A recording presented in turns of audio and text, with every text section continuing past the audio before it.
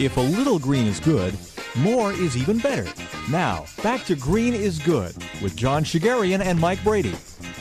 Welcome back to Green is Good, and we're so honored today to have on the line with us Patricia Arquette, the famous actress and social activist. Patricia's here for our special Haiti edition. Patricia, thank you so much for joining us today on Green is Good. Thanks for having me. Hey, you have a wonderful organization, Patricia, that you created, givelove.org. And can you tell us a little bit about Give Love and your mission and the purpose of why you created this after the tragedy down in Haiti last year? Well, a friend of ours who was one of the first responders came back, and she traveled a lot in India and all over the world, and she was like, you really need to do something. And I had this concept about using shipping containers, because so much aid goes over there in shipping containers, to actually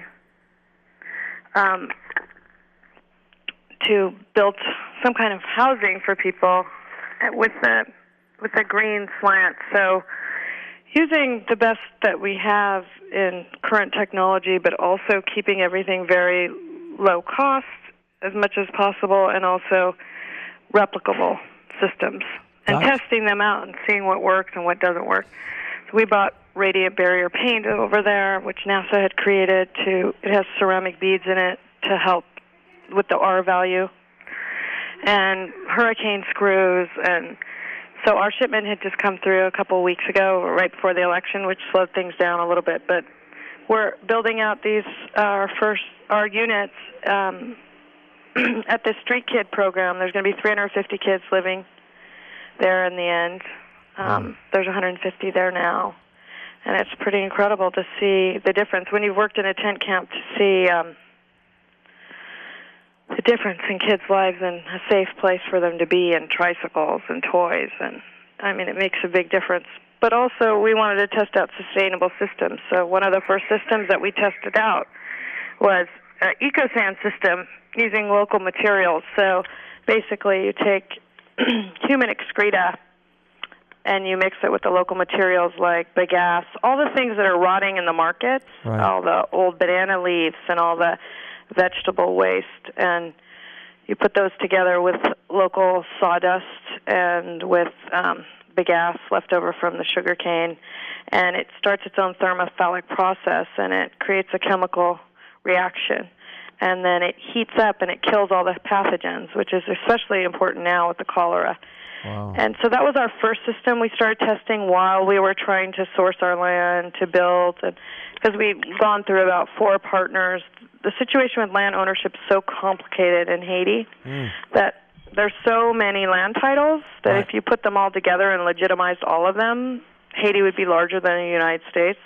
Holy smoke. So there's constantly land disputes, and you think that you have a partner and you think they own the land, then all of a sudden someone comes forward and they say, no, I own the land and here's my paperwork, and we didn't want to get bogged down in that, and we also didn't want to align with any person who could be in the wrong, or obviously, and we didn't want to waste our donors' money in that way. So even though it was difficult to have all these situations kind of evaporate in front of us, we ended up with this great situation with the Street Kid program. But it's very different. You come to Haiti and you have your concept of American laws, and you have the concept of how things are going to work, and that quickly Patricia, can we step back for a second, though? Obviously, you come from an unbelievably talented family. Did you grow up in your family with activism? Yeah, and also sustainability. Was that part of your family DNA?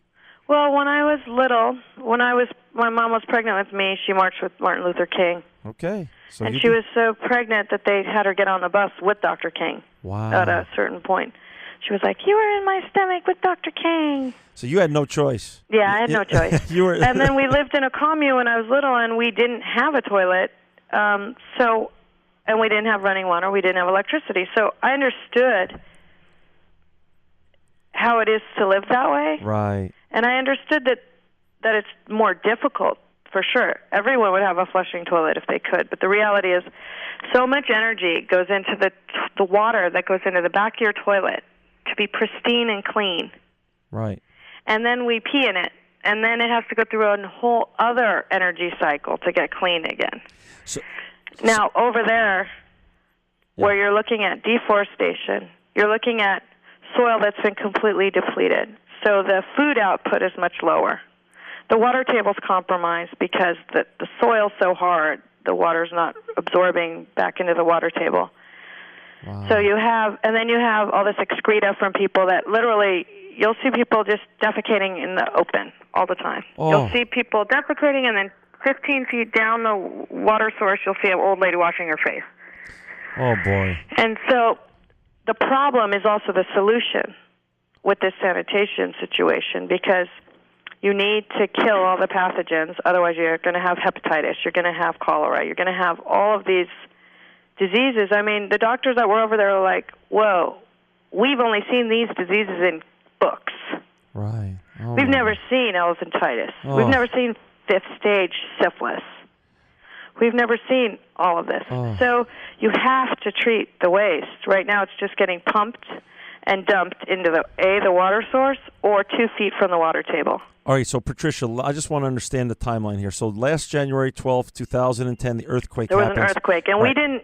we didn't get there for a couple of months. We were planning on this community housing project. Right. We were doing our research into Right. all of our sustainable systems, which ones we wanted to go with. And because I'm an actress, a lot of people were like, whoa, we want to give you this $50,000 system. I was like, well, that's great, but that's not replicable Right. in right. Haiti. Right. We have to find systems that are actually replicable and test them and see what's wrong with them, what works, what doesn't work. How do we introduce them to the community? What will be our distribution model, testing different models, home models, school models, tent camp models, local materials in different areas, because people can't truck material long distances. So maybe you're in the area where you have the resources, leftover corn husk material, or maybe it's leftover rice husks. Wow. How does that react chemically with this other vegetable material? Are you going to achieve the same heat levels that will be what the World Health Organization and the CDC dictates for safety?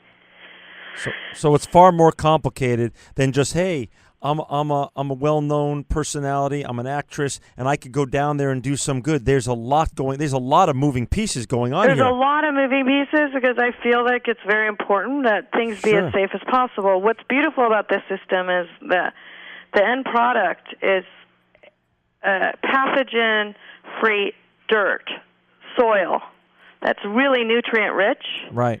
And actually, now you have, if you feed your mango trees with it, you could have a 10 to 25% greater crop yield. Got it. The crop yield in Haiti is incredibly low because it has very little, it hasn't been fed. The earth has just been depleted, and not fed back. Right now, people are buying compost, very expensive compost, that they're not that crazy about, from the Dominican Republic. Gotcha. Where they could actually be, A, have their own sanitation system, and B, end up with their own compost.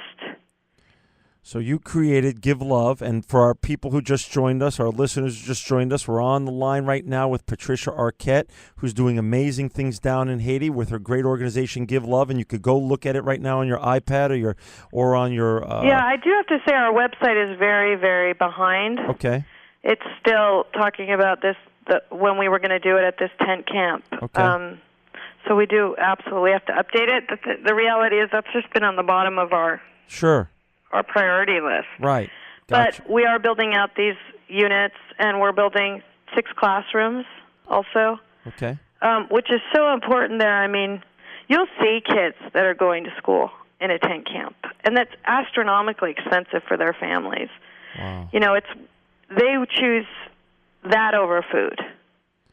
Many families, their children to get educated, that's the only way out.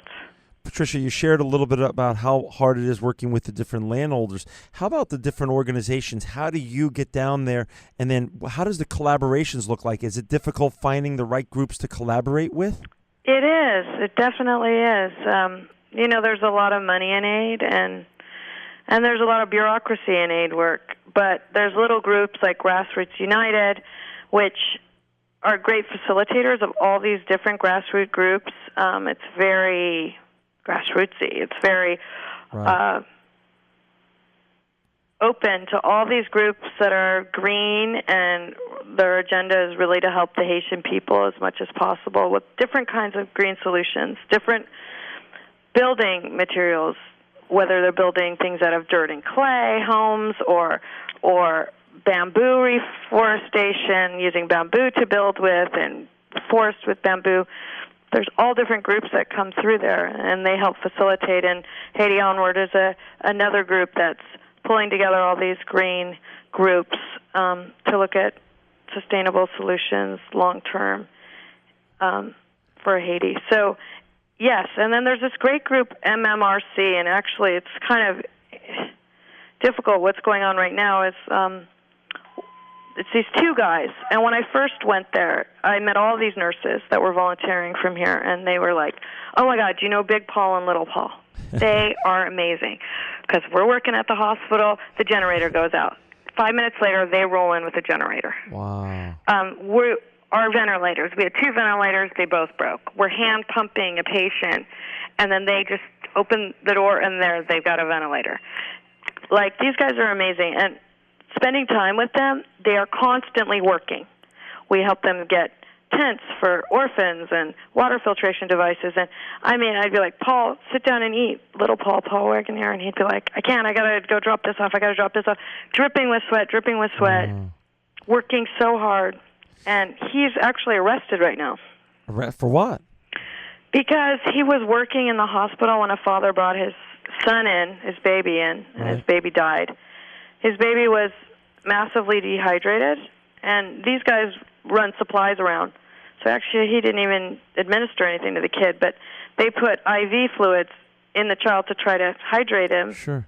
But the baby died, and its eyes and mouth were staying open. So the father, they said, would you like to take your son's body? And he said, no, I don't want it, and he left. But he's convinced that they put something in him and did voodoo on the baby. Oh, man. So then the hospital incinerated the baby because there were so many unclaimed bodies after the earthquake. And this is after a smaller earthquake later. But, you know, they just had corpses piling up. So they incinerated the baby. So now the father wants compensation from Paul. And I'm sure words were said, but because Paul is a bit of a hothead, he probably was like eventually like, no, forget it. I don't know. Wow. And you have to respect the local religion. You have to respect the local customs. You have to respect the local law. But what's difficult and incredibly painful about this situation is these are people who probably saved thousands of people's lives, these two guys. Right. They have a no budget, like $7,000 a month budget. They were doing it for all the right reasons. They have helped so many people, and now this guy's in jail and being moved to a penitentiary. And you know, he has a rap sheet here. He'd beat up a pedophile here. And I guess he served time for that. But I mean, honestly, in my heart of hearts, there's all these like speculations, like organ stealing and child snatching and child selling. No way. So, those guys, you know, when you're trying to find what are the right groups to work with, those are guys who pointed to a couple of people and said, stay away from that guy. That guy is a pedophile. Well, I'll tell you what, I think if anybody had any doubts about the difficulties that rescue workers and aid workers have in the country of Haiti, it's a chilling story of, you know. It really is people going and giving of their own time, their own lives, putting their own lives on hold, and doing it for all of the right reasons. It really just underscores some of the different political and cultural difficulties and obstacles that are faced by aid workers and first responders. But that could make some people turn away, like, well, forget them, they're crazy, or I don't agree with that philosophy. But the reason I work in Haiti, the reason he works in Haiti, is when you actually work hand-to-hand with the poorest of people, right, they are your partners. Right. They love you. They have so much gratitude. They have so much grace. They have so much dignity that you go, well, yes, there are going to be these difficulties. There will be people who perceive things differently. There will be people that don't understand why you're there. And there will be people who are in it for their own gain, like some of the early partners that we were sussing out. But at the end of the day, when you're actually working with the poorest people, then you have to keep doing it because they're the most beautiful, wonderful people in the world. Patricia, let's talk about, I mean, obviously you've overcome some amazing challenges down there, and which is, to hear it from you directly is just so informative for all of our listeners out there and for Mike and I. Talk about some of the success you're having, though, because you've done great things there in terms of the tents. Well, it's a huge success to be housing children. Sure. We also, at Grassroots United, we built out 2 of our prototypes originally, and we tested them, we lived in them, and we're making those our training center. We have our EcoSand system there. We have our 2 prototype models there, and that's where we're going to train people through. Like, we've been meeting with groups that have been there for 25 years, and they're saying, we have 5 schools, we have 8 schools, we have 80 kids in our landscaping composting program that want to learn this. Now, if those 80 kids, if we can train them, and they can teach 10 people each, that's 800 people composting in their communities and teaching other people to compost. So that's where we have our training centers where we can do 3-day trainings. Every one of our trainings that we've done, we have a test pilot that we're running right now with 2 schools, a community center, and 10 local personal, because ultimately what we want to do really is where there's land, where it's possible to have single-family toilets. So then you're only exposed to your own family's material ever. Right. And then your family has the yield of the compost at the end. So we have this area that we've been testing out in Tillery on the Dominican Republic border. But that's 6 hours by bumpy car ride. So it's a huge country. So to train people that can really be assets to their own community and bring it to their community and have a paradigm shift where you understand, like, this is for your water, for your children. Right. When we do trainings in these communities, we'll have 50 people, a packed room, 3-hour training, no one leaves, and we'll do maybe 3 of those. That's 150 people in a tiny community that want this information. They want to know, and they say, we know we're poisoning our own water. We know we're getting our kids sick. We just didn't have an alternative. And speaking to the local doctors there, they say, oh, yeah, I have at least a kid a day with diarrhea from water. Patricia, you're a very busy person, though. You're a working actress. You're a mom with young children. How many times did you go down to Haiti? Well, I was shooting my show, which really limited my ability to be there because I would have to. It took me a whole day to fly there and fly back. Sure. So I'd need to get 3 or 4 days in a row to make it worthwhile. But my longest trip I was able to do was over one of our holidays was 10 days. I've been there 4 times, and I'm about to go back, and then I'll spend more time there now that my show's wrapped. Wow. But our accomplishments are we have a toilet system and a tent camp that 1,000 kids use at a school tent camp that we help them monitor and we help them manage. We have these 2 schools and a community center and these 10 family models that we've been testing. And the reason that it takes a little longer is we really wanted to test the materials. Okay, yeah, we were amazed. We reached the World Health Organization heat standards, the CDC heat standards, our first day. Right. But can you maintain those levels over the cycles of the rains and the dry and the rains through the weather patterns? You know, Patricia, though, you're 4 times is even still a miracle, given how busy your life is, the fact that you went down there. But, you know, you talked about Martin Luther King earlier, and Mike and I love his statement, everyone can be great because everyone can serve. So for our listeners out there that want to participate, that want to support what you're doing and others are doing, how do you best suggest people where they are in their lives to help the crisis, what's going down in Haiti right now? Well, first of all, I feel like people should set their intention. And the highest vibration is love. And send love and positive change to the Haitian people. Okay. And hold that in your heart. And then I really feel like there's like MMRC, Grassroots United, our organization. Maria Bello is doing really incredible work with victims of violence and rape. Haiti Onward. right? Haiti Onward, which is organizing all these different groups and bringing them together collaboratively. Also, Artists for Peace and Justice are building a giant school that's going to be beautiful. We're helping them with 2 of their computer centers. Angels of Light is the street kid program, which is amazing. This guy who started it was an orphan himself. Wow. And then there's St. Luke's Hospital, which they go and they bury the unclaimed dead every week. My God. And they give them a service, and they bring a brass band, and they bury them one by one, and they give them rosaries, and they sing to them. And they also have a real state-of-the-art pediatric program there. They have a school for the blind and for the deaf that they've built there that was destroyed after the earthquake. It's really an incredible place. So, yeah, Maria Bella does a lot of work with rape victims and also empowering women to have a political voice. And how about for you? You said you're going back down there again, but Give Love is your organization. What do you see for 2011? What's the next 12 months look like for Give Love? We already have so much of our next 12 months planned out. We have so many alliances with so many groups that have done such important work there for so long. I mean, we could be building toilets all year, training people all year. And then also there's a large sanitation company that's a local Haitian company that's been doing some of this sledging that really wants us to teach them EcoSan, which would be huge, to test that in a large-scale urban model that has never been done.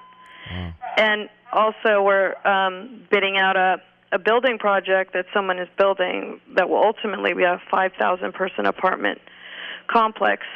And they said, we're not going to do pit latrines. We've done them all over the world. They fail. They smell. Flies come. People don't want to use them, and they just don't use them. So there's no point. So we want to test out EcoSan. We want you guys to come up with a model for us. So we're coming up with a model for them, and then also hopefully a project with Haiti Onward where they'll start to do resource centers, because there's so many areas in Haiti that they don't have access. They have great community leaders, and they have their own distribution networks if you just can tap into them. Right. But they're hours from Port-au-Prince, and they don't have access to that. So to have a resource center where you have different groups coming in and doing different trainings, right, and that people can get their local materials there that they need for this process is so important. So we already have our dance card is pretty...